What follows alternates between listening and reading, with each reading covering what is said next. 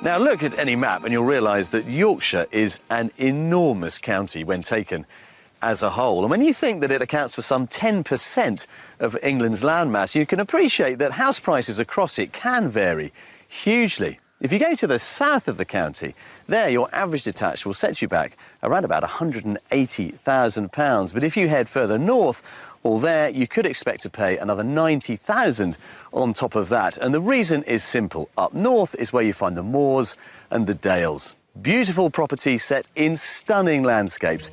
A wonderful draw for locals and visitors alike. So let's now meet today's buyers and find out which bit of the county they think is for them. Today's house hunters are mother and daughter Mel and Holly, who live in Worcester Park, Surrey.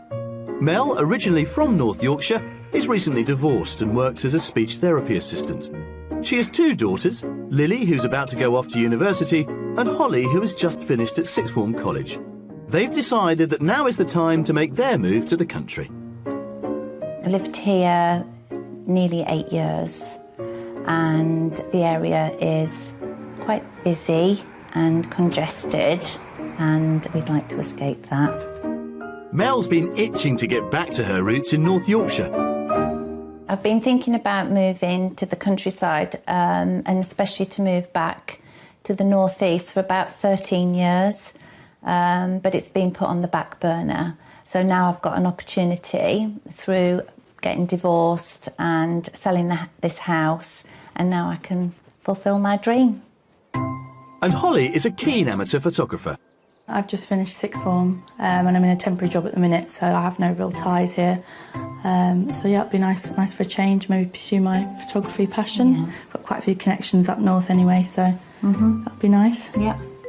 But Mel has really missed the northeast during her time down south. I love everything about North Yorkshire. I love the dales, I love the moors, the villages. Yeah.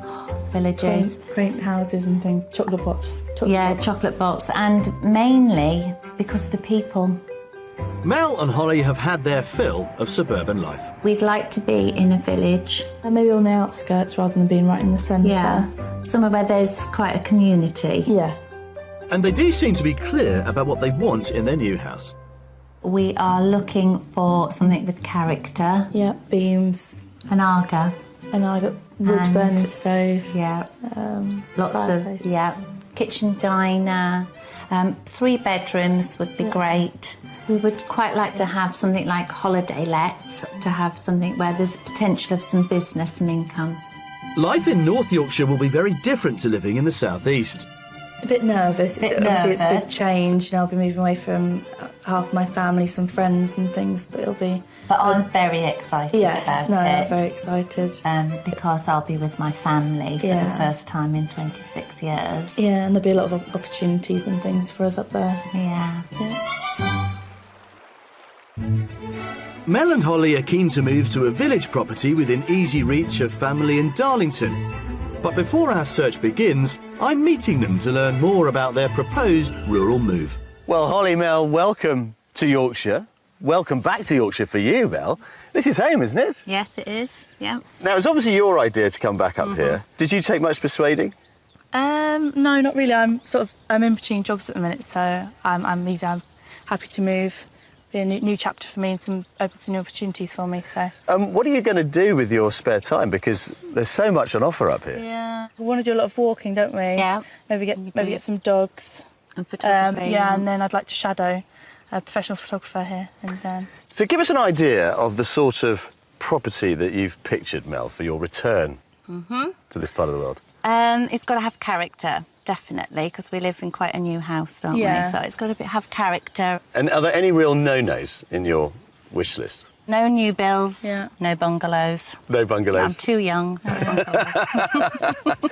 So something nice and pretty, that I think is a given.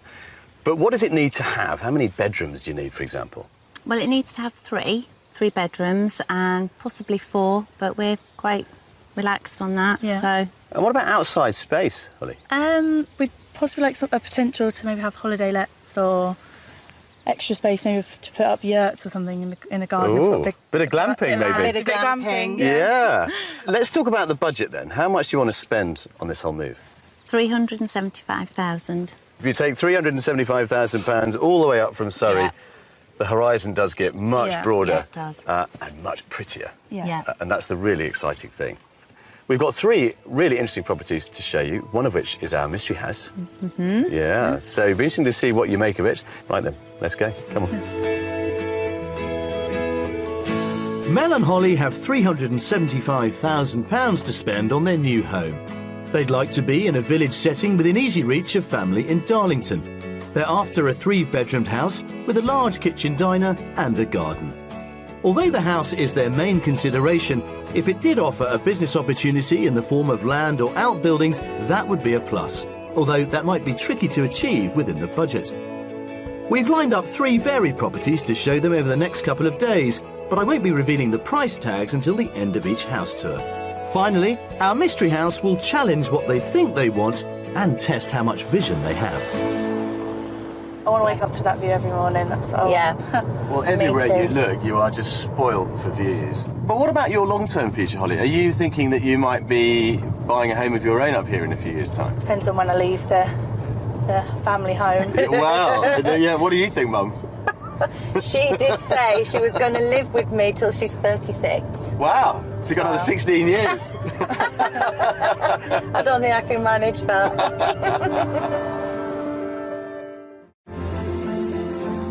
Our first property is in the village of Melsonby, 6 miles from Darlington, so convenient for visiting Mel's family. It's an attractive village with a green at its centre and a brook. There's a selection of old cottages, and the property we're showing them is right in the heart of things. It's an old stone barn, once a cowshed, that was converted into a home 28 years ago. It's been completely refurbished and restyled by its current owners. OK, ladies, come on in. To property number 1. What do you reckon? Lovely. Absolutely lovely. Yeah, it's really nice, actually. Very pretty. I suppose the obvious thing to say is that it is technically Single. a bungalow. If you think of it in terms of being a single-storey barn conversion, it takes on a completely different meaning. Yeah. All right? Yeah. Yes, we're all positive. yes, right, yes. Come on, let's have a look inside. Sadly, it doesn't offer business potential either. Come in, Holly. There we are. What do you reckon, then? Yeah, really nice. Yeah. It's lovely. Yeah. Quite modern, isn't it? Yeah. It's very modern, but it does have this nice country feel, Yeah. the way the units are finished, this nice duck egg blue. Through there is the utility room, boiler and so on, and access to the courtyard. So all the white goods are tucked away. Yes, very nice. Now, how's the bungalow thing going with you? Yeah, it's all right. It's not bothering me too much at the minute. Yeah, I think we need to see the rest of it and see Yeah, and then what we make a think. decision. Yeah. Yeah, come and have a look at this.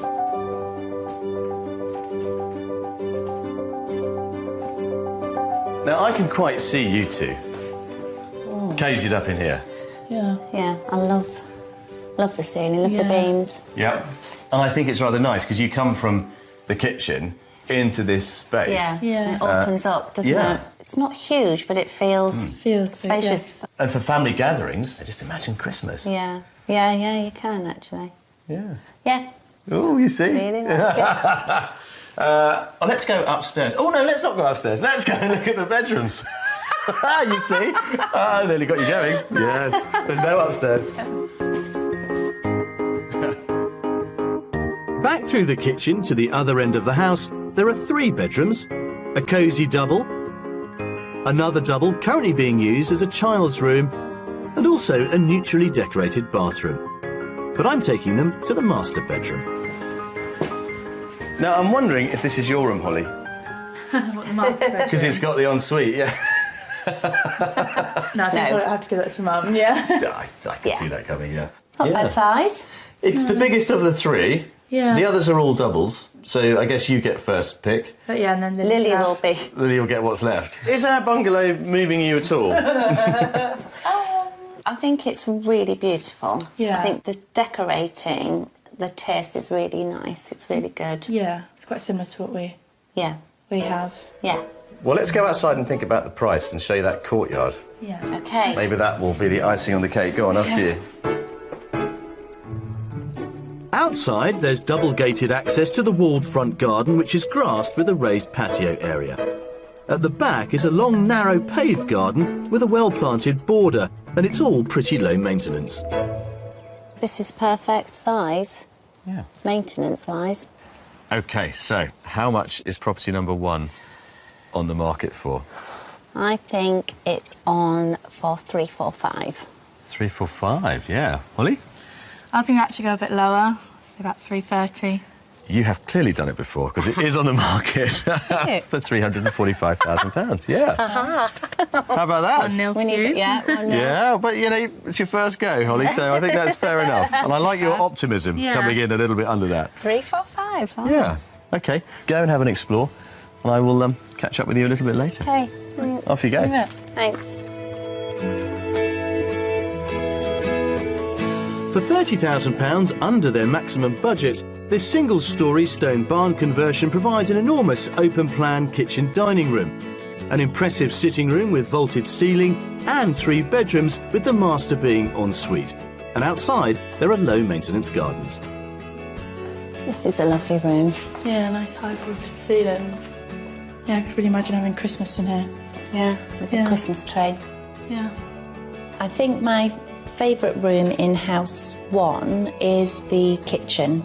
I like the open plan space. And secondly, I think probably the lounge because of the high ceilings and the beams. I think the problem with house number 1 is that it's 1 storey. Obviously at home I'm used to having 2 storeys, so it's something that I'd have to get used to if we were to move here.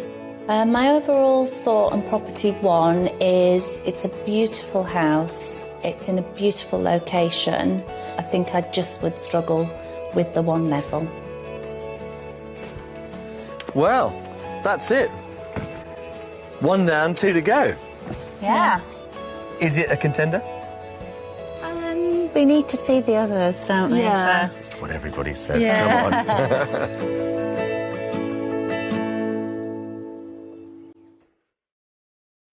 Mel is a keen gardener and loves attracting wildlife, which keen photographer Holly likes to capture on film. So we've arranged for them to visit Harlow Car Gardens in Harrogate. They're meeting nursery manager Andrew Wilcox. Hi, I'm Holly. Hello, Holly. Hi, I'm Mel. Hello, Mel. Welcome to Harlow Car. What part of the gardens are we in now?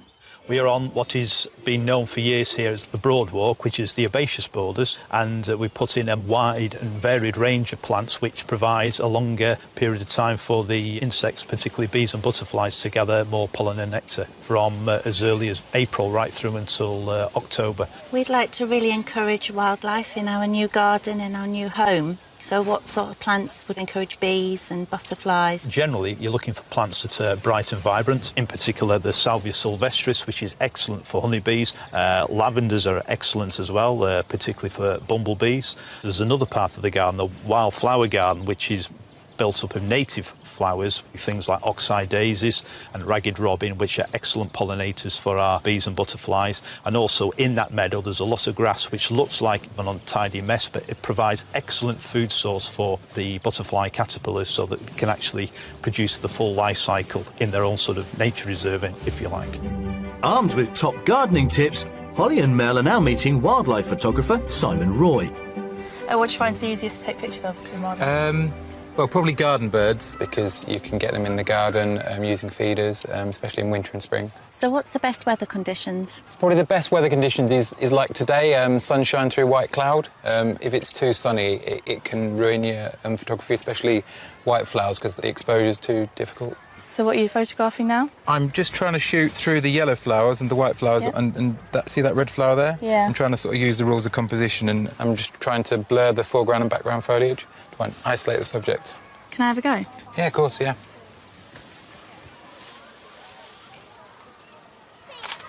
That's lovely. See, and what you should do really when you photograph, you should imagine that the scene is split into a grid. Right. And then put your subject on about the third way in, like this. So, Okay. and then everything else is sort of blurred out, and you've just got that one. That's sort of nicely isolated. Rather than in the centre? Yeah, well, I mean, you can do it in the centre, but it's more dynamic if you do it to one side. That's a lovely shot. I'm really interested in being a wildlife photographer. What sort of tips would you have? I think the biggest thing is patience, because wildlife's really unpredictable and you just have to be patient and sometimes wait for a long time, you know, for your subject to come in. Yeah. And subject knowledge, understanding your subject will give you a better chance of capturing wildlife. Thank you so much for all the tips. It's Thank you been very great. much. Nice to meet you. Thank you. It's really nice to meet you. Good luck with your house hunting and good luck with your wildlife photography. Thank you. Thank you. Bye. Bye.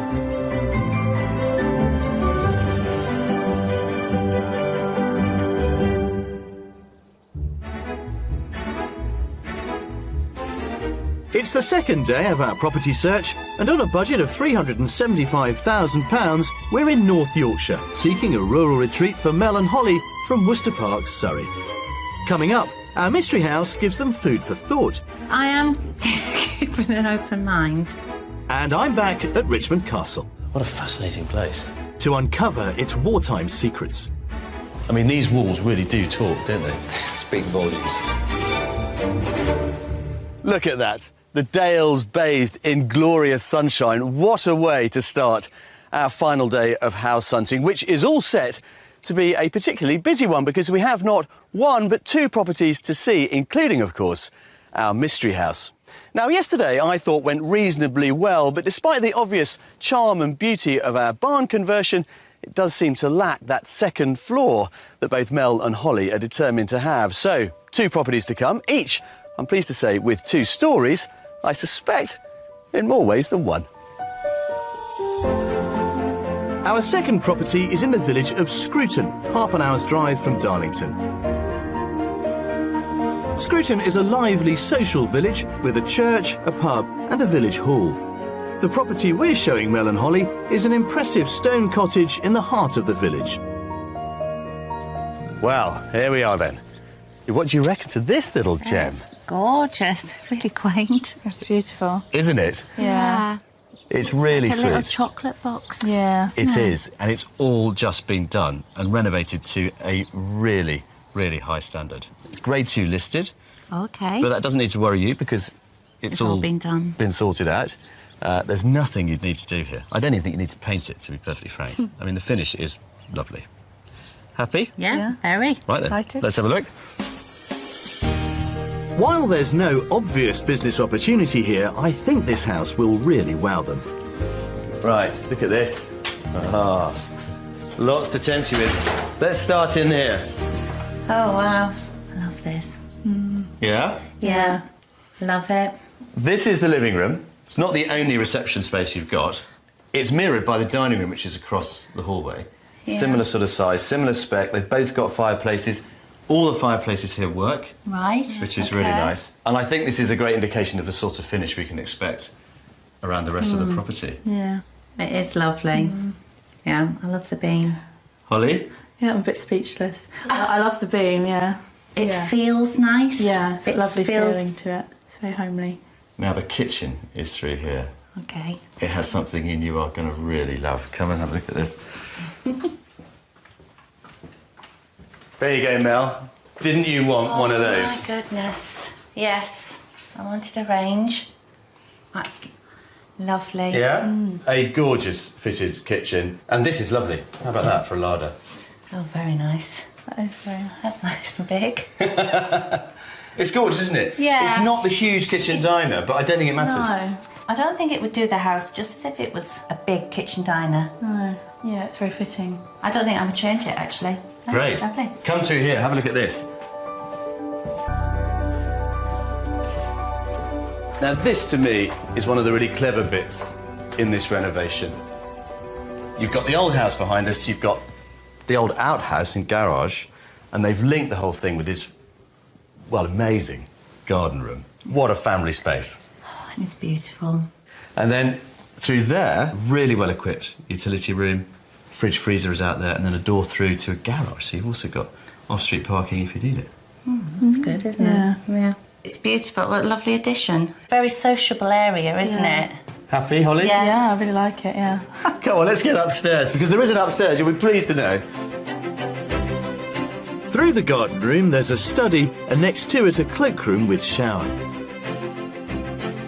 We need to go up here. The cottage has a steep staircase leading to 3 bedrooms, a large double with a hand basin, a smaller double being used as a dressing room, and it has a beautifully fitted bathroom with another shower. And then finally, Mel, this is yours. Gosh. Wow. Oh, this is lovely. Yeah? Yeah. And your room is not a lot smaller than this. No, it's next not. door. It's not. Really? No, this is beautiful. It's lovely. Isn't it? Yeah. I think you've hit the nail on the I'm feeling a head. bit tearful. Yeah? Yeah. Yeah. You can see really yourselves lovely. in here, I then? really, really do like this. Yeah. Well, let's get out of the garden, get some fresh air. Talk about the price. Go on, Holly. Okay.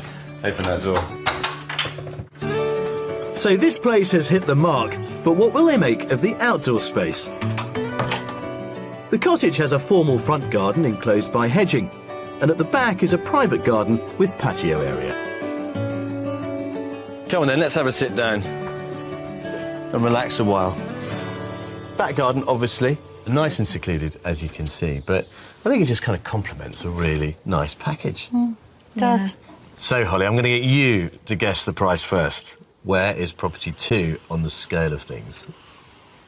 I think it's at the top end of our budget, 375. Yeah. I guess. Yeah, top end. Yeah, I was going to say that. You can agree. I think I'll be a bit different. I think it is 365. I hate you get it right all the time. You did. Yeah. I'm too good. 365,000. And it really is It 365. really is. It really is. I'm really good at this. So it's just under budget, but nothing to do. No. Nothing to do. You could literally move in. Nothing, just put your furniture in. Why don't you? Yeah. Go and have an explore and see where it might all go. Thank you. And I will catch up with you later. I think I might just stay here and cool down because, believe you me, our house tours really are hotting up. This Grade 2 listed stone cottage is priced £10,000 under their maximum budget and is in mint condition.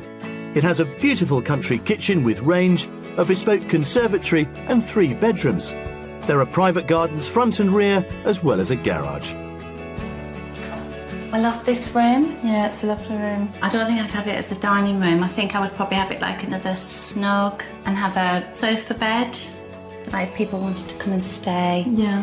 And I'd have a big TV on the back wall. Yeah. I love House 2.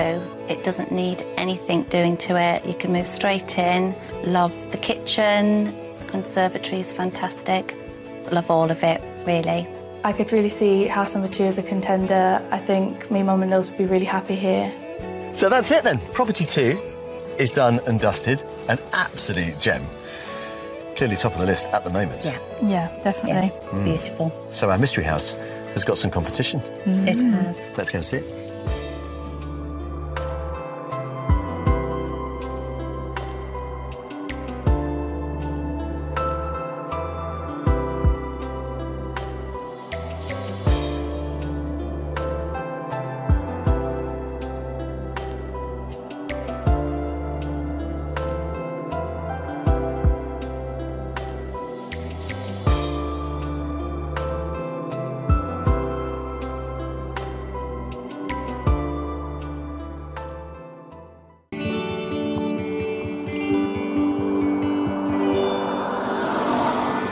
Well, property 2 went well.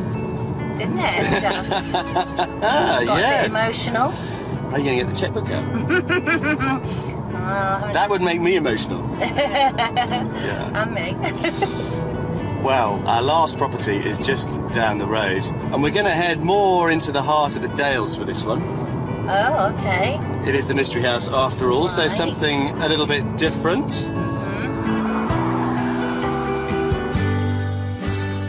Our final property, the Mystery House, is in the village of Carperby, which is situated 30 miles from Darlington, so quite a bit further than the other 2 houses for access to family. Carperby is a small village in the Dales with a well-known hotel, the Wheatsheaf, where author James Herriot and his bride spent their honeymoon. In the heart of the village, a high-stepped cross dated 1674 tells of the time when there was a regular market here. Our house is stone-built and sits in the centre of the village. It's very different from the other two houses, as it offers a separate annex which could offer real business potential, but this house does require some imagination. Right then, here we are, Mystery House. Now, it used to be a bungalow, but it's not anymore. 20 years ago, they put a second floor on. But, importantly, this one comes with a completely detached annex. Now, I know it wasn't something you had to have, but we are thinking ahead about what business may come your way. Yeah. So we're thinking if you do want a holiday-let business, then it's got to be in a holiday area, and this is it. Now, structurally, it's all there, but it is going to need a bit of TLC in terms of its decor. OK. Because Property 2 is the challenger at the moment. Yeah. That this, our mystery, has to compete with. Come on, let's see what you think. They do seem a bit quiet, but I'm hoping they will see the potential with this place. There. Slightly different from House Yeah. 2. Very different from House 2, and I'm very conscious of the fact that we are Packed. trying to compare one with another. What this one lacks in terms of decor and finish, it makes up for in extra space because of the annex next door. And the views, obviously. Yeah. I think we've spoilt you with number 2. I am keeping an open mind. Yeah, the fireplace is nice. Yeah. Stone wall's nice. OK, we need to see a bit more then. Yeah? Yeah. Let's continue. Have a look in here. This is the kitchen. There we go. Again, I mean, this does need some updating. Yes. Yeah. It's all very functional, it's all very clean, it's all working. So come on in, Holly. Don't bottle it up. What are you thinking? There's no cosy, warm feeling, and obviously things aren't quite to our taste. You're struggling with this because you've never really had to consider what to do with the property before, have you? No, I haven't. So, yeah, it's quite difficult to see past the current decor, I think. Well, look, there's lots to see here. Let's go upstairs and then we'll go out to the annex. So they're not taken with it so far, but I'm really keen that they remain open-minded, as there is so much more to see. Downstairs, the house also has a dining room, as well as a 4th bedroom. Upstairs, there are 3 bedrooms, a double being used as a single, a good-sized double and a large family bathroom with corner bath. And then this is the master, Mel. Yeah, this is nice. Yeah? Good size, yeah. Has an ensuite shower room and, of course, those views. Views are beautiful. Yeah. The main property itself is, frankly, almost as big as the annex. Right. So actually, you could pick and choose as to which one becomes the main house. I don't know, it's maybe a thought to have. Yeah. Yeah. So let's go and have a look at that, and then we'll enjoy those views. Talk about the money, yeah? I'm hoping that they'll like the annex. It's currently used as a workshop, but it could easily be subdivided and let out to provide income. There! Wow. It's huge inside. So it's arranged over 2 levels. We're going to start with this one, though. What do you think of this? Wow. Do you see what I mean? The footprint of this annex is huge. Yeah, it is huge. This is massive space. That door through there is a separate storeroom. That could become, for example, a bathroom. Yeah. Yeah, If it yes, needed it to be. could.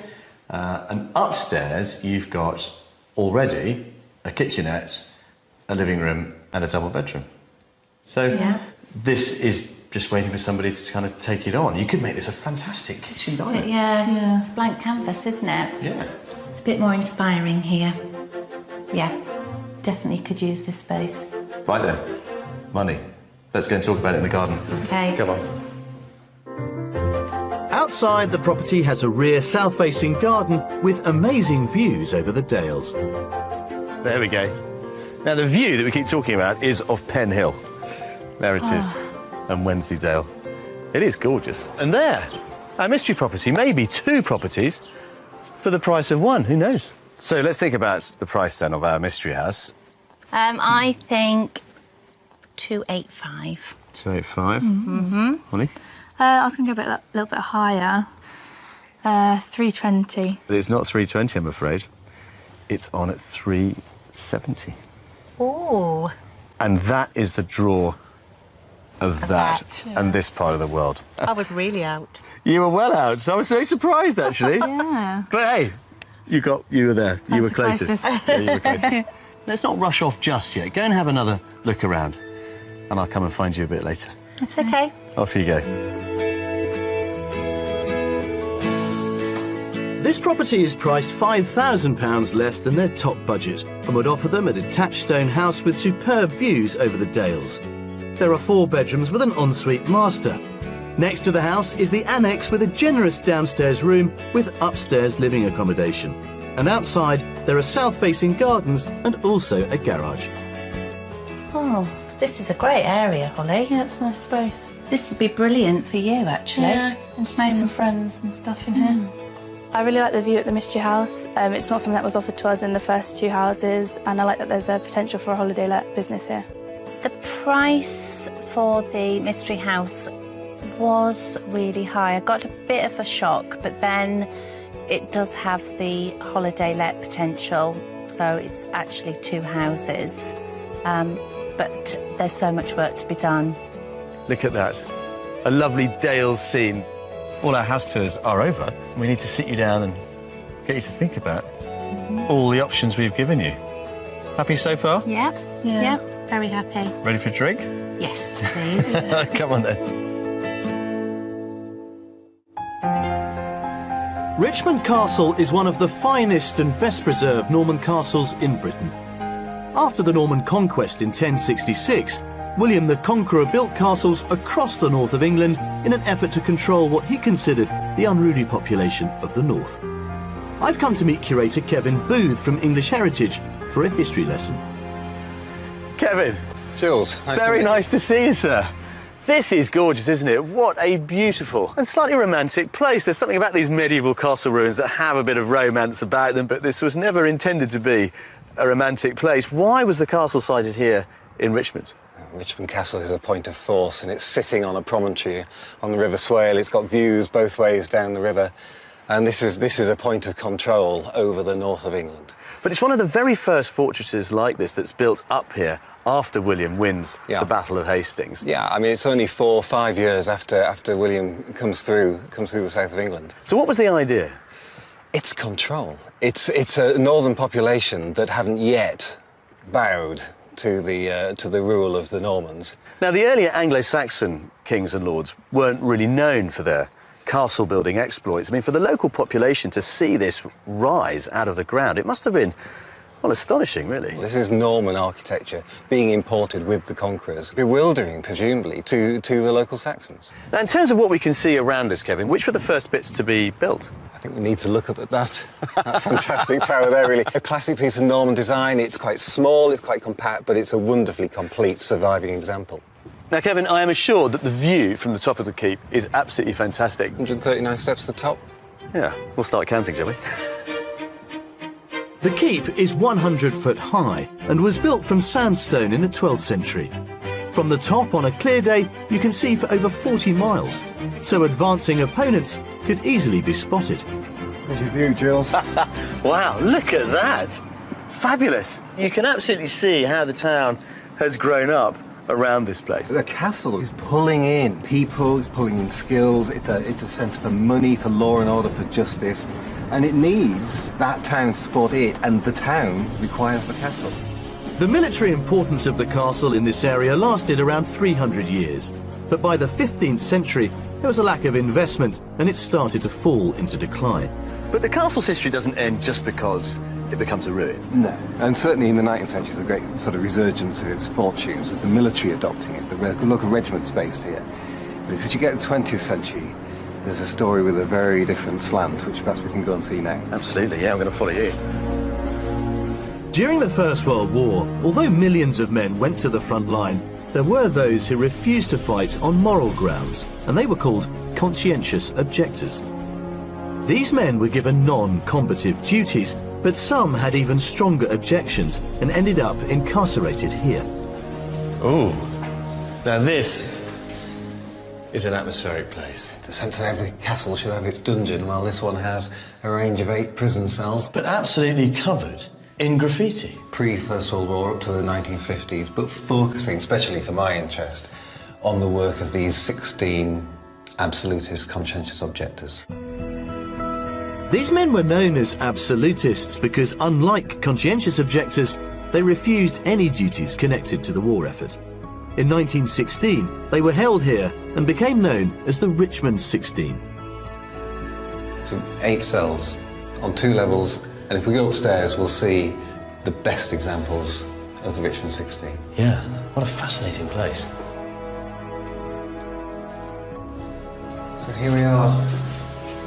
Jules in one of these tiny little cells. And this one probably has some of the most poignant material inscribed. They're so austere. So it's just lime wash and pencil annotation over the top. And a whole series of messages from the religious, the personal, to quite sort of bold and blatant political statements as well. That's interesting. The only war which is worth fighting is the class war. If the workers of all countries united and refused to fight, there would be no war. Isn't that incredible? It's a record not just of those 16, but actually of a whole series of people across 40 years who've ended up in these cells for somewhere disobeying their army orders. The government and the military are terrified of what the actions of a group of people like this could do for the morale and the capacity of the country to fight the war. How do we square their story with the role this part of the world has played in a military narrative? I see the absolutists of having made their own choice for free speech, their own statement about the ability, the rights of man to make those choices. Clearly conserving these buildings is a challenge. We don't open it to the public, but we are doing all we can to monitor, to understand the conditions that affect it, and then to rectify. Well, Kevin, thank you very much for this rather privileged and brief look into this story. It is a fascinating footnote to the story of the First World War. You're very welcome, Jules. Let's leave it to its damp past.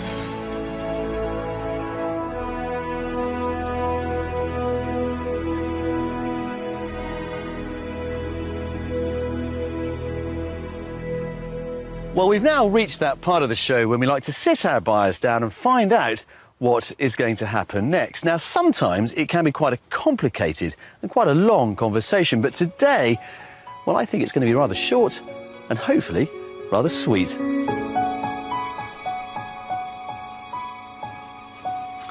Ah, look at you, enjoying the evening sunshine. Well, girls, how are we doing?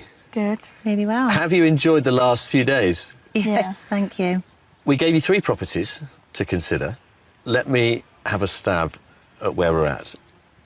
Property number 1, our gorgeous barn conversion, was certainly affordable, but at the end of the day, you still thought it was a bungalow. Yes, single story. Our mystery house had in the past been a bungalow, and had then been much extended, but despite all of that, it still wasn't gorgeous enough, No. which leaves property number 2, which Yeah. I think you rather fell in love with. Yeah. Yeah, we loved it. Yeah, really did. Beautiful. So what happens next, then? Well, we've had a think, and I think the next step is that we need to get Lily involved. We'd really like Lily to see it, wouldn't we? Yeah. I think she'll feel quite similar to how we feel. I think she'll really like Yeah. it. She's got quite a level head, doesn't she? So. Yes. It is a beautiful house, but I have to tell you that we have heard that the owners are today considering an offer that has just come in. So you are going to have to be pretty quick about it. I don't know how fast you can get Lily up here, but I suggest you make a phone call and get her on a train right now, because it probably is a matter of a day or 2 before they accept that offer. But you're well within striking distance of bettering it, Yeah. Yeah. Okay. I would think. Yeah. I think it's a cracking house. It is. Yeah. And I think it really does represent a completely different way of life Yeah. from what you've known Yeah. in It Surrey. does. I mean, that's been all of your life, hasn't it, Holly, down Yeah. south? And for you, a chance to come home again now. It is. And a new life. Yeah. Yeah. Well, it has been a huge amount of fun having you on the show up here in Yorkshire. So all that remains is for me to wish you all the very best of luck, offer you a toast, Thank you. and perhaps remind you, if you do want property too, get your skates on. Cheers. Cheers.